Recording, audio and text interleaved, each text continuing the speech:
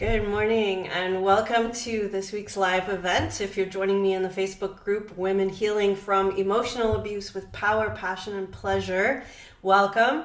And if you're joining me later on YouTube or in the recording, welcome to you too, and hope you enjoy this talk. We are going to talk today about steps towards healing and steps towards creating the kind of relationships that help us heal, that help us grow as people. So I'm Elsa Kepi. I am passionate about relationships in all kinds. So relationships with self, relationships with other, and relationships with the planet, the universe that we live in. Being in right relationship is the most important thing for healing and for feeling joy and pleasure in our lives. And I can say that I've worked in relationship building for many years now, and it continues to unfold and open up in surprising and new ways. So I wanted to kind of catch you up with where I'm at with my work and how I put that out there in the world. I'm currently working on a new website, so I will unveil that to you all very soon. It's exciting. Finally doing the elsakepi.com website and really putting out there the umbrella of what I offer.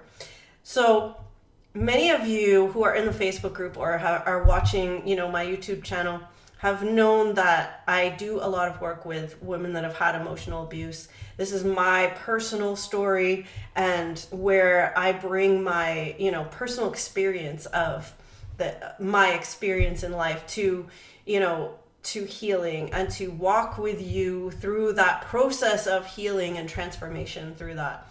So I tend to, have a lot of clients that work in that realm, so have been through emotional abuse.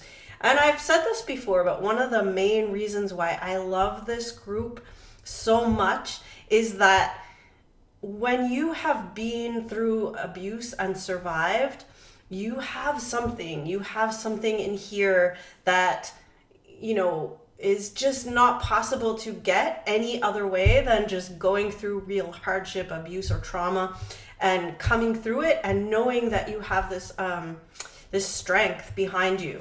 So I know that when I'm talking to you in this group or on my channel, that are looking for me, that we resonate on that level.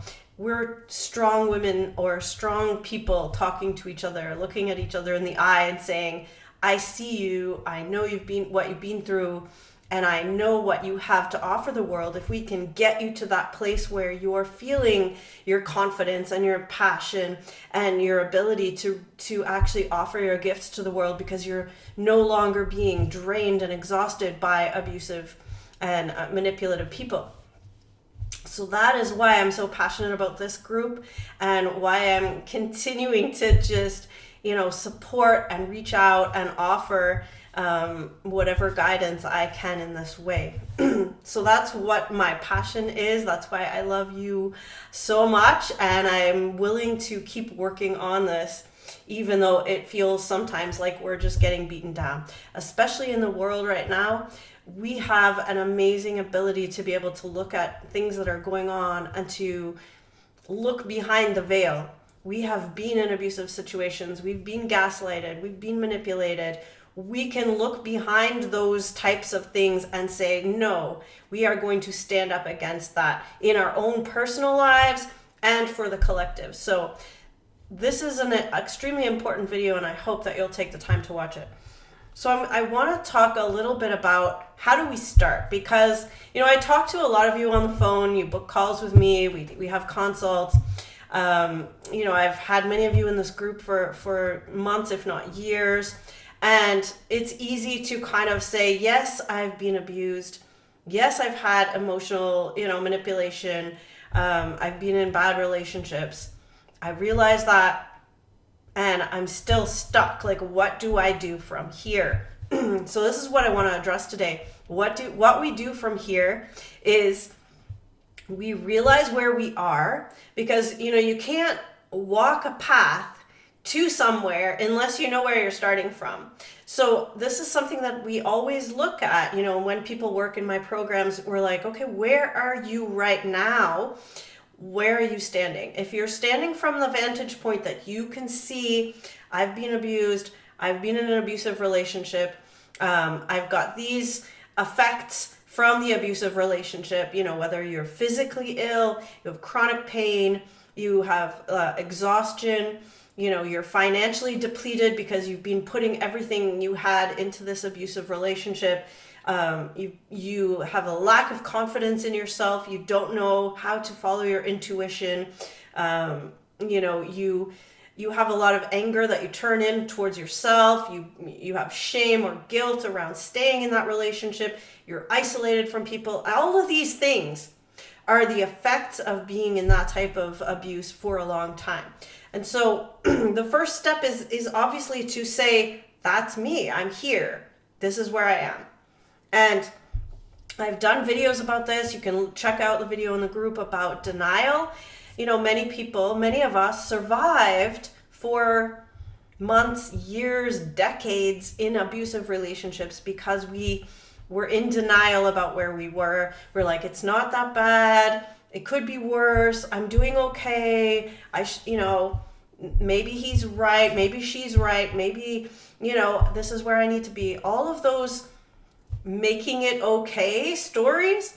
Once we get past the BS of that, no, I don't, this is where I am, but I don't need to stay here. Once we realize that, that's a really important and powerful place. Because now we can begin to move from there. As long as you are in denial, if you think, well, it's not so bad, maybe I'll stay, the kids need it, or this or that. If you are in an abusive relationship and you're still there, sending you loads of love, that is a hard place. But that, as long as you are still entangled in that and wanting to deny how beaten down you are, you're gonna stay there. And I have no judgment against that. I stayed for 18 years and, I did the whole denial thing. I get it. But that's not a place that we can move from. So the first step is really what I call feeling into your body, like get real about where you are. And we could call this intimacy as well. We need to get really honest and intimate with ourselves. How are you really feeling about where you are? And that's a fairly big step. That's scary. It's vulnerable, and you may need support just to get held in that place. I had one of my therapists, really great friend. He said to me, you should go look up the word sociopath. Look it up. And, when I went to Google and I looked up the word, I was like, oh, wow, okay. Now I'm beginning to understand. That is basically a checklist of my ex-husband. So I had to come face to face with the reality that that's where I was. And that, that's why I felt like I had no hope and no way forward. And I was digging myself into a hole, or he was digging us into a hole, or just the hole. There was a big hole. So when you realize that, that's where you need to start that, really being honest and intimate with ourselves. And so, that's the first stage, is learning how to feel. Because a lot of us, we come and we get in abusive relationships because we're traumatized, we dissociate, we're not really fully present. And this is actually a very dangerous situation. I've done videos on this as well, that if we're not present in our body, we're not going to feel when those predatory type people come and try to take advantage of us, because we're not fully there. We're kind of dissociated. And we'll just kind of believe their words, and we're not really paying attention to that little prickly feeling in our body. So, really getting honest about really getting into our body. This is a first step. I know this because I've been a body worker for over a decade. I know how we start coming to terms with where we're at. We work with the body. So this is the first step. And if you're there already, then congratulations. And if you're not there yet, have a think about it. Go look up, like my friend said to me, go look up the word sociopath. Go look up the word narcissist. Go look up the word emotional abuse. See what comes up for you and see if it resonates. And if it starts to feel honest, then Try to be honest. Try to start feeling the pain that brings up for you. That is the first step. So the next step is to start telling your story. And I don't mean tell it as a victim. And I've done a video on this, how to tell your story in an empowered way. Have a look in our Facebook group. There's a video on that, completely on this. But we want to start using, I had to start using my imagination because I wasn't present in that 18 years of my marriage, I would say, or even the first 25, 30, 35 years of my life, I wasn't completely present because of trauma and abuse and different things that have happened to me in my life. And so we really need to kind of imagine, like, if I was somebody who was in that experience, what would I be feeling? What would I be thinking? What's happening? I actually wrote, writing was a big part for me. I've written a memoir about this part of my life. It was very cathartic for me. I'm not saying you have to go write, but it can be a really great way of using your imagination to understand how where you're at and how you got there and what was your story. And when I work with clients, we go through a process quite in depth about timeline, about going through your life and pulling out the parts that we can string together. And when I was writing, I like to think of it as putting together your pearl necklace. You want to string together all the pearls in your life. And the pearls may not have been beautiful at the time or lovely or nice or anything. They may have been really horrific. But when you string them all together, you start seeing that it makes the necklace of your life. And so this is the next part, is to use your imagination, because our imagination helps us come back and look at our story in a different way. So once we're really honest about that, we can look at our story and go, okay, I had a narcissistic mother and I was used to that way of being in relationships. So now this felt normal to me when I was with my partner or whatever. And we start putting together those beads that make a thread of our life. And we can start finding the parts of our story that are the keys out of the pain and the suffering. Because in our storyline, even though you may not remember, I've worked with women that didn't remember one single good thing about their childhood. Not one. But as we worked together, they started to see, oh, well, there was this, I remember fishing with my dad on this one morning, and, everything else might have been horrible, but they started to remember these little jewels that we can start pulling out and finding out, what really makes you passionate, right?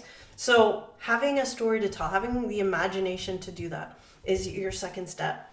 And if you, with any of these steps, if you want, I highly recommend having a support or a mentor guide. I help many women go through this process. This is a collective process. It is so much easier when you walk with someone who's already walked the path. So please, if any of this sounds too overwhelming and you just don't know, you want more guidance on how to do this, then please reach out. I'm here. So once you've kind of used your imagination to tell your story, what's next? Well, the next part is finding where that intuitive sense comes from and how to listen to it. Rediscovering that connection with yourself, with your intuition. And this is your real power. This is your real, we could, in some, with some clients, I call this your erotic, your passion, right? This is you speaking, whether it's your pussy or your belly or your womb space or your inner knowing or your third eye, however you want to encapsulate your intuition. Many different lineages use different ways, right? The rose line, we can call it all of these things, but it's coming into contact with that essence of who we are, that intuition. We have it. We are very intuitive beings, especially if you've been born into a female body. Typically, we have a really good sense of intuition, and it gets squashed if you've been in an abusive relationship. They want whoever you're in that relationship with, whether it's, dare I say government or, establishment or abuser, whatever, they want to squash your intuition because they don't want you to have your own sense of self. So as we work, we want to regain that sense of self, right? So you can tell where I'm going with this. We started with feeling and being intimate, getting honest with who you are, with what you're feeling. Telling your story, imagining what happened, putting it together, starting to piece it all together. Finding out who you are. So that leads to this intuitive sense of, I know who I am, and I know what I'm sensing is the right direction for me. And that will lead to inspired guidance, so inspiration and sacred connection with whatever works for you. I'm not espousing any particular religious path or anything like that, but this intuition, if we work with it well, it doesn't become just a trauma kind of flag. It becomes true intuition and guidance, which I believe is sacred, is spiritual. So that spiritual connection that we have comes in because we're really being true to ourselves at this point. So we start being inspired, having inspired guidance, and knowing that we're on the right path for ourselves. And then that leads to intention. And often, I start with intention, but I'm actually rethinking that. And coming to an intention can be after we come to know ourselves. Our intention is our statement, I know what I want, I know what I feel, I know who I am, and therefore I know how to move forward. I know that this is the right next step for me. I know this is important. And, I know when I need to invest in this kind of thing. I know when I need to let go of this relationship. I know when I need to, leave this job. I know when I need to go back to school. I know, and I'm setting an intention. And then, of course, it means acting on that, right? So then being intimate, really honest with ourselves and saying, okay, I've made an intention. If I just sit here and don't do anything about that, that's a dishonesty. And now I've distanced myself from myself and I'm no longer acting with integrity. So, it leads to an integrity of ourself with our action, our thoughts, feelings, actions, our words are all lining up. Our intention is unstoppable at this point if we are in alignment with ourselves. So our intention leads to that kind of overall integrity and the sense of knowing who you are and what you need to do. So, basically this is the kind of pathway that I lay out in my free webinar, which I've posted in here fairly often. I will post it again. It's about 45 minutes long. Highly recommend watching that if you haven't.